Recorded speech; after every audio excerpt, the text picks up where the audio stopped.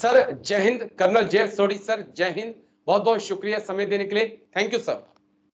जय हिंद राजेश जी, ये मेरा सौभाग्य कि मैं आपके चैनल पर हूं। थैंक यू सर, शुक्रिया, बहुत बहुत शुक्रिया आप आए। दरअसल एक बड़ा अहम पहलू था या कहें खबर थी जिस पर मुझे आपके साथ बातचीत करनी थी, इसको समझना बहुत जरूरी है। दरअसल रूस की आर्मी पाकिस्तान के अंदर है, सैन्य अभ्यास कर रही है। बाम्बी में सैन्य अभ्यास हो रहा है और ये उस वक्त हो रहा है जिस वक्त एससीओ समिट चल रही थी और रूस के जो प्रधानमंत्री पाकिस्तान पहुंचे थे एससीओ समिट में शामिल होने के लिए, वो दो चार नहीं बल्कि 300 लोगों का डेलीगेशन अपने साथ लेकर आए थे। और एक पॉइंट और जिसको मैं समझना चाहूंगा कि इसके अंदर चीन की क्या भूमिका हो सकती है, क्योंकि एक वक्त ऐसा था जब रूस पाकिस्तान को देखना पसंद नहीं करता था, लेकिन पिछले एक डेढ़ दशक में दोनों देश काफी करीब आए हैं। इसके पीछे के क्या कारण है, इसको आज मैंने आपसे समझना है सर। लेकिन शुरुआत बाम्बी से, जहां पर रूस और पाकिस्तान की स्पेशल फोर्सेस एक साथ अभ्यास कर रही हैं और दूसरी तरफ पाकिस्तान में ही एससीओ समिट चल रही थी। विदेश मंत्री एस जयशंकर वहां पर मौजूद थे। सर राजेश जी, 21 दिसंबर 2011 को तब के अमेरिका के राष्ट्रपति बैरक ओबामा ने पिवट टू एशिया पॉलिसी का ऐलान किया था, जिसके तहत मिडिल ईस्ट के अधिकतर अमेरिकी सैनिकों को मिडिल ईस्ट से मूव करके इंडो पैसिफिक इलाके में तैनात कर दिया गया, चीन के विस्तारवाद को रोकने के लिए। और जब ये pivot to Asia policy announce हुई, उसके बाद अमेरिका और भारत के रिश्ते बहुत नजदीक होने लग गए और हमने पिछले 13 सालों में हमने 4 अहम रक्षा समझौते साइन किए हैं, भारत ने और अमेरिका ने। लेमुआ, कोमकासा, आईसेट जी।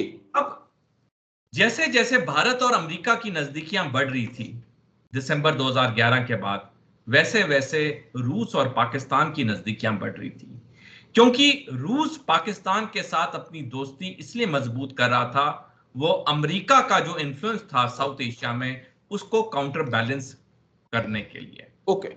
अब इस वक्त जब एससीओ समिट हो रही थी पाकिस्तान में, उसी वक्त दोनों सेनाओं के बीच में, पाकिस्तान और रूसी सेनाओं के बीच में सैनिक अभ्यास होना, यह इत्तेफाक की बात नहीं हो सकती है। क्योंकि जब भी कोई सैनिक अभ्यास होता है किसी भी देश में, चाहे वो अकेला सैनिक अभ्यास हो, चाहे किसी दूसरे मुल्क के साथ सैनिक अभ्यास हो, हजार चीजें देखी जाती हैं सैनिक अभ्यास की डेट अनाउंस करने से पहले। और सबसे जो अहम चीज देखी जाती है वो ये है कि इससे अंतरराष्ट्रीय समुदाय को क्या संदेश जाएगा। तो उस वक्त रूस और पाकिस्तानी सेना का सैनिक अभ्यास होना, जब एससीओ का शिखर सम्मेलन चल रहा है, जब एससीओ कह रहा है कि हम शांति के लिए संस्था है, और उसी वक्त ये सैनिक अभ्यास होना, ये भारत के लिए एक साफ और स्पष्ट संदेश था। और इससे भारत में खतरे की घंटियां बजनी शुरू हो जानी चाहिए, क्योंकि हम जानते हैं, पूरी दुनिया जानती है, रूस जानता है कि अगर भारत का कोई कट्टर दुश्मन है, भारत का कट्टर दुश्मन नंबर 1 है, वो है पाकिस्तान और फिर है चीन। तो पाकिस्तान का उस समय ये सैनिक अभ्यास करना एससीओ समिट के वक्त, ये सीधा सीधा भारत की तरफ एम्ड था। एक चीज और की हमने हाल ही में देखा है कि भारत और अमेरिका की आर्मी के अब जो जॉइंट एक्सरसाइजेज हैं वो काफी ज्यादा बड़ी हैं, लेकिन हाल के 3-4 सालों में भारत और रूस की जॉइंट एक्सरसाइज की इतनी चर्चा नहीं हो रही है। इस मिलिट्री एंगल से हम इन दोनों पहलुओं को कैसे देखें सर? देखिए राजीव जी, जैसे मैंने आपको बताया कि पिछले 13 साल से, जब से पिवट टू एशिया पॉलिसी का ऐलान हुआ, तब से भारत और अमेरिका की दोस्तियां और नजदीकियां बढ़ती गई। और वैसे वैसे हमारी और रूस की जो अच्छी दोस्ती थी, वो आस्ता आस्ता उसमें मैं खटास तो नहीं कहूंगा, लेकिन हाँ, दरारें पड़नी हो गई। क्योंकि हमारे में और रूस में की दोस्ती में अब वो बात नहीं रही जो 2011 से पहले थी, और हमारा सीधा सीधा झुकाव अब अमेरिका की तरफ है। अब जहां तक भारत और रूस की बात है, अगर हम देखें, पहले सोवियत संघ था, फिर रूस था। सोवियत संघ हो या रूस हो, उन्होंने कभी भारत पे कोई ऐसी कंडीशन नहीं डाली, और सबसे बड़ी चीज, सोवियत संघ और रूस ने कभी अपनी जमीन का इस्तेमाल भारत विरोधी ताकतों को नहीं करने दिया। आप गूगल सर्च कर लीजिए, आपको एक भी ऐसा इंस्टेंस नहीं मिलेगा जहां पे रूसी या सोवियत संघ की जमीन का इस्तेमाल हुआ हो खालिस्तानियों के लिए या जिहादियों के लिए या कोई भी आतंकवादी संगठन के लिए जो भारत विरोधी हो। लेकिन आप पिछले कुछ सालों में देख लो किस तरह से कनाडा हो, अमेरिका हो, फ्रांस हो, जर्मनी हो, यूनाइटेड किंगडम हो, ऐसा कौन सा पश्चिमी देश है जहां पे भारत विरोधी ताकतें सक्रिय नहीं है? ऐसा बिल्कुल कौन सर। सा पश्चिमी देश है जहां से भारत पे वार नहीं हो रहे? वार का मतलब सिर्फ युद्ध का वार नहीं होता है, जी। वार हजार तरीके से होते हैं। और हम आए गए दिन हम खबरें पढ़ते हैं कि कभी वहां ये हुआ, कभी हमारे कनाडा के हाई कमीशन को एक्सपेल कर दिएगा, कभी हमारे कनाडा में जो हाई कमीशन थे उनको एक ऑफिशियल ड्यूटी पे खालिस्तानियों ने जाने नहीं दिया। तो ये सिर्फ पश्चिमी देशों में क्यों हो रहा है? ये रूस में कभी क्यों नहीं हुआ? सोवियत संघ में कभी क्यों नहीं हुआ? उसका कारण ये है कि जहां तक सोवियत संघ था या अब रूस है, उनका जो प्यार है भारत के लिए वो दिल से सच्चा है। मैं जी। मानता हूं कि अंतर्राष्ट्रीय समुदाय में कोई भी दोस्ती पक्की नहीं होती, सर्व इंटरेस्ट ही डिक्टेट करते हैं। बिल्कुल लेकिन सर। अगर हम 1947 से लेकर अब तक देखें, सोवियत संघ ने कभी अपनी जमीन का इस्तेमाल करने नहीं दिया भारत विरोधी ताकतों के लिए, ना ही रूस ने किया। लेकिन बिल्कुल। अमेरिका, पश्चिमी देश खुलेआम कर रहे हैं। तो इसका एक मुख्य कारण जो आपके दर्शकों को समझना होगा कि जहां अमेरिका एक तरफ भारत का दोस्त कहता है, वहां अंदर से अमेरिका को डर है कि जो उसने दोस्ती यारी चीन के साथ दिखाई 70 जी। के दशक में, और आज चीन ही उसके लिए सबसे बड़ी सिरदर्द बन चुका है, वो ये चीज भारत के साथ नहीं होने देना चाहता। वो ओके। भारत के रूप में दूसरा चीन नहीं उभरने देना चाहता है कि भारत भी चीन की तरह आर्थिक और सैनिक तरीके से बहुत मजबूत हो।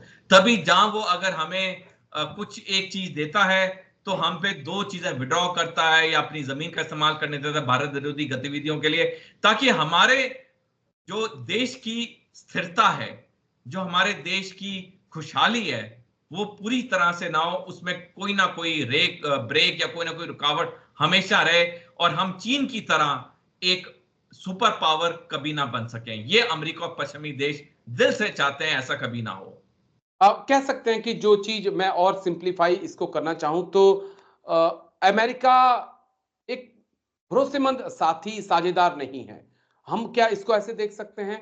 चाहे फिर वो पाकिस्तान के साथ हो या तमाम देशों के साथ हो, अमेरिका उस भरोसे पे खरा नहीं उतरा है जो तमाम देशों ने उसके ऊपर जताया है। तो भारत कितना भरोसा कर सकता है अब सर? राजेश जी, अमेरिका एक व्यापारी देश है। ओके। उसकी जो अर्थव्यवस्था चलती है वो युद्ध के व्यापार से चलती है। उसकी वॉर इकोनॉमी है, युद्ध की अर्थव्यवस्था है।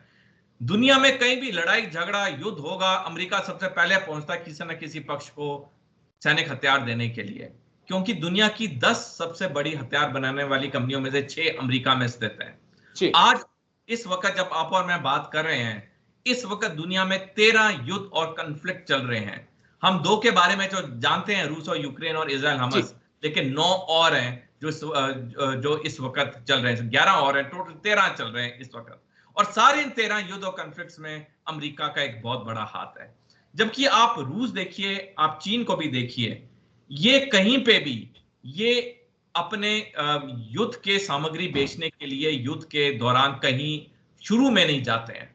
जी। जो रूस की इकोनॉमी है, जो चीन की इकोनॉमी है, वो इंडस्ट्रियल इकोनॉमी है। जी। वो चीजें बना के बनी है, वो युद्ध की वजह से नहीं बनी है। जबकि अमेरिका की कहानी अलग है।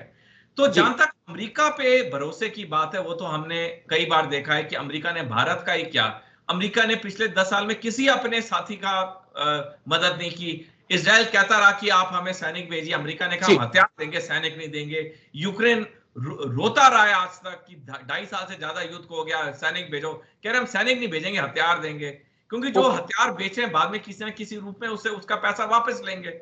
जी। सैनिक को भेज नहीं रहे, लेकिन इस वक्त तो जो देश युद्ध में उन्हें सैनिक चाहिए। तो जहां तक अमेरिका की बात है, मेरी जो आंकलन कहता है, मेरा रिसर्च कहता है, अमेरिका पे तो भारत को कभी भरोसा नहीं करना चाहिए। जी। एक पॉइंट और कर्नल सोडी सर जिस पे मैं बात करूंगा कि हाल ही में हमने देखा है कि जो सिपरी की भी रिपोर्ट आई है कि भारत का रूस के हथियारों के प्रति थोड़ा सा इंटरेस्ट कम हुआ है। इसके पीछे कोई कारण आप देख पा रहे हैं कि रूस टाइम के साथ वो क्वालिटी और तकनीक नहीं दे पा रहा है, या कुछ और कारण है कि भारत का झुकाव अब अमेरिका, फ्रांस या तमाम दूसरे देशों की तरफ होता जा रहा है? राजीव जी, इसका जो मुख्य कारण है वो है कि हमारा झुकाव अमेरिका और पश्चिमी देशों की तरफ बढ़ता जा रहा है। ओके। जहां तक रूस के हथियारों की बात है, वो टाइम टेस्टेड है। भारतीय सेना में रूसी हथियार एक बहुत बड़े तादाद में तैनात हैं। कभी रूसी हथियार से कोई हमें प्रॉब्लम नहीं आई है। हाँ, रूसी हथियार और अमेरिकी हथियार में एक फर्क होता है कि जहां अमेरिकी हथियार कंफर्ट के होते हैं, जैसे अमेरिकी टैंक जो होते हैं उसमें एयर कंडीशनर लगा होता है, लेकिन रूसी टैंकों में एयर कंडीशनर नहीं होता है, क्योंकि रूस और अमेरिका की ये फिलॉसफी में, थिंकिंग में फर्क है। लेकिन उसका मतलब ये नहीं कि रूस के हथियारों में कोई कमी है। रूस के दूसरा कारण ये कि हमारे रूस हथियार थोड़े कम क्यों हुए हैं पिछले कुछ सालों में, खासकर 2022 के रूस यूक्रेन युद्ध के बाद, क्योंकि इस वक्त रूस ने जो हथियार बनाने हैं उसने पहली प्रायोरिटी अपनी सेना को देनी है। एक्सपोर्ट उसकी प्रायोरिटी 2 है। तो क्वालिटी पॉइंट ऑफ व्यू से तो कोई फर्क नहीं है, लेकिन हाँ, जो है जैसे मैंने बताया, दो मुख्य कारण है। एक है भारत का अमेरिका की तरफ झुकाव, और दूसरा है रूस का यूक्रेन के साथ 2.5 साल लंबा युद्ध, और इस वक्त रूस ने अपनी सेना के हथियार को देने के लिए उनकी प्रायोरिटी है, जो कि वाजिब भी है, सही भी है।